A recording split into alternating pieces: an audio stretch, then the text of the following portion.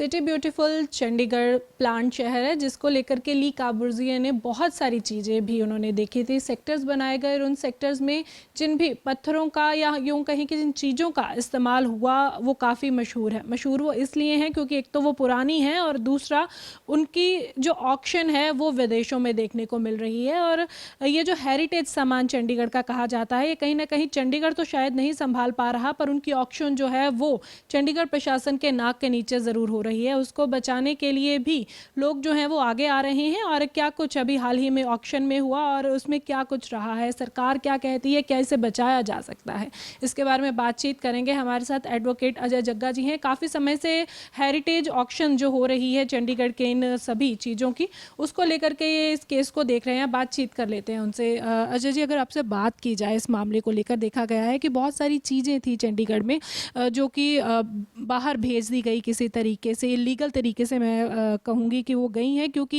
यहाँ की चीज़ें थी बाहर जा रही हैं, ऑक्शन हो रही हैं। तो इस पर क्या किया जा रहा है? ऐसे है कि अभी तक को कोई ख़ास कंक्रीट कदम जो है लास्ट वो 2011 में उठाया था मिनिस्ट्री ऑफ होम अफेयर्स ने, और एमएचए ने तब ये इस तरह की हमारी एक पीआईएल गई थी पंजाब हरियाणा हाई कोर्ट में कि भी सामान को संभालना चाहिए, और ये करोड़ों रुपए की ऑक्शन जो है यूके यूएसए और विदेशों में हो रही है।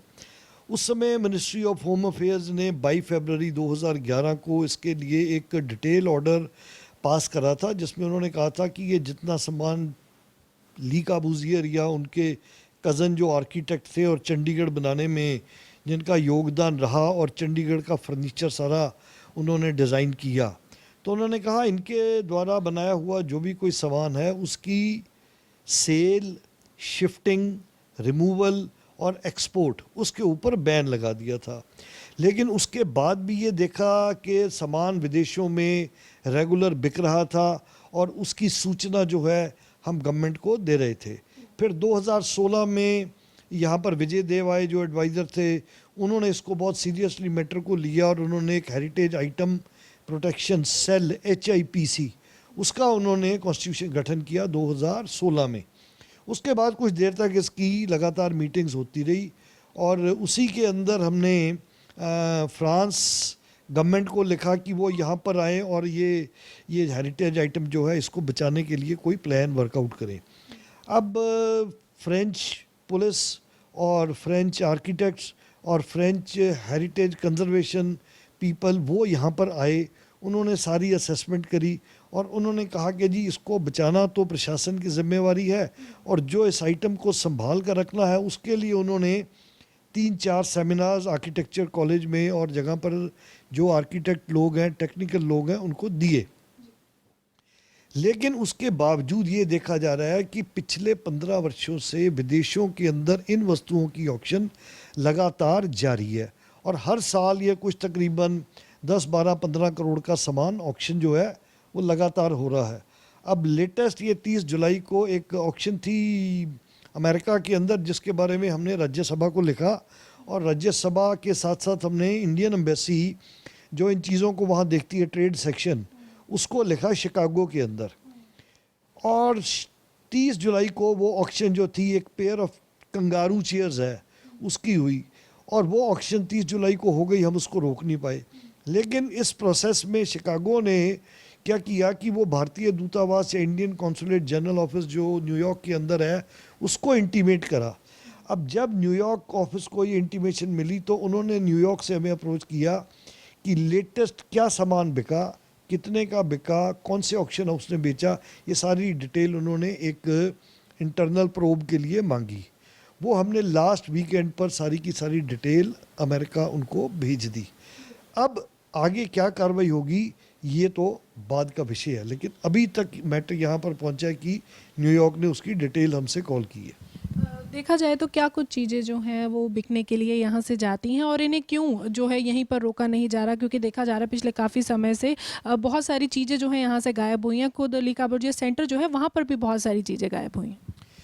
ये इनकी लिस्ट ऑफ आइटम्स है, वो जो आइटम्स है उसकी फेहरिस्त या लिस्ट है, उसके अंदर मोस्टली फर्नीचर है, और फर्नीचर के अलावा कंक्रीट ट्यूबलाइट मिक्सचर है जो वहाँ पर लेक पर लगे हुए हैं। इसके अलावा आयरन लैंप्स हैं, इसके अलावा मैनहोल्स हैं, इसके अलावा एल्युमिनियम शटर्स हैं जो पंजाब यूनिवर्सिटी स्टूडेंट सेंटर में लगे हुए हैं। और ये जो सामान है, इस तरह की कुछ और सामान है जो कि विदेशों में बहुत ज़्यादा बिकता है। अगर इनकी कॉस्ट की बात कर ली जाए तो यहाँ पर उनकी क्या कॉस्ट आती है, और बाहर जाने की वजह शायद यही रहती होगी कि कॉस्ट यहाँ पर कम है और बाहर ज़्यादा है? बिल्कुल ठीक है। यहाँ पर ये जो सामान है जो यहाँ से गया है, इसको यहाँ से एक जंक या यूँ कहिए कबाड़ कहकर बेचा गया, और जो सामान जंक में जाता है वो मिट्टी के भाव पर जाता है।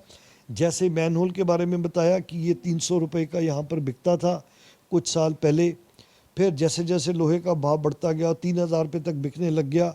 लेकिन विदेश के अंदर इसकी जो वैल्यू है वो 2005 में 11 लाख थी। उस हिसाब से ये और जो है वो बढ़ती गई। तो यहाँ पर ये जंक के हिसाब से बिकता है, लेकिन वहाँ ये आप कहिए तो सोना या डायमंड के भाव से बिकता है।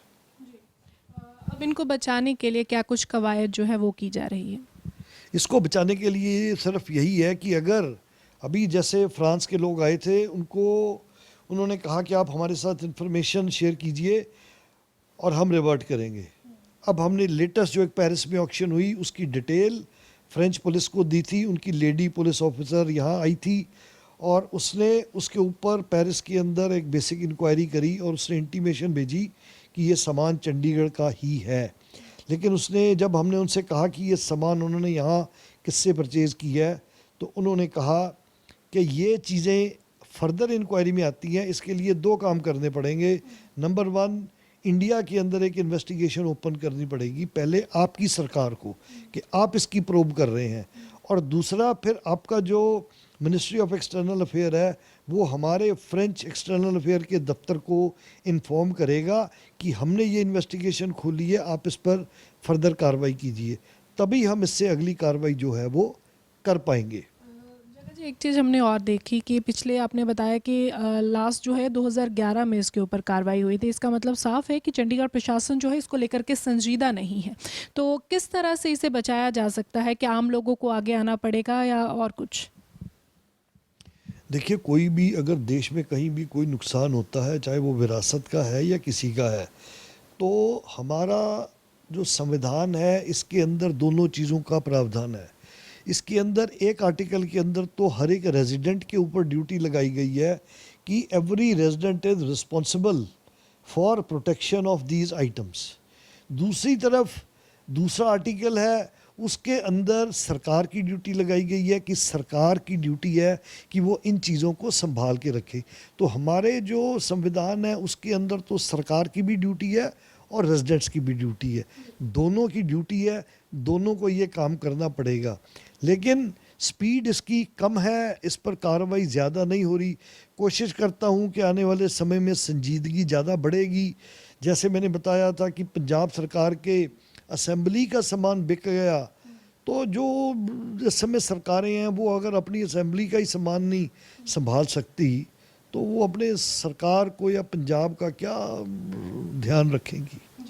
तो ये थे हमारे साथ एडवोकेट अजय जग्गा जी, जिन्होंने जानकारी दी कि चंडीगढ़ का हेरिटेज जो है वो नीलाम हो रहा है बाहर, और प्रशासन जो है फ़िलहाल अगर इस पे कुछ करता भी है तो बहुत ढीली कार्रवाई जो है इसके ऊपर की जा रही है। पर लगातार जग्गा जी की तरफ से जो है इनिशिएट लिया जा रहा है और जगह जगह पर रिप्रेजेंटेशन भी दी गई है। इनकी तरफ से जो हायर अथॉरिटी है उनसे मुलाकात भी की गई, साथ ही साथ उनसे जो है मेल पर भी बातचीत हुई है। जो ऑक्शन बाहर हुई है उसका जवाब भी है यूएस से एम्बेसी का इनको वापस आया है, पर अकेले इनकी कोशिश से चंडीगढ़ का हेरिटेज नहीं बचेगा। जो आम लोग हैं, जो प्रशासन है, उन्हें भी मिलजुल कर आगे आना होगा।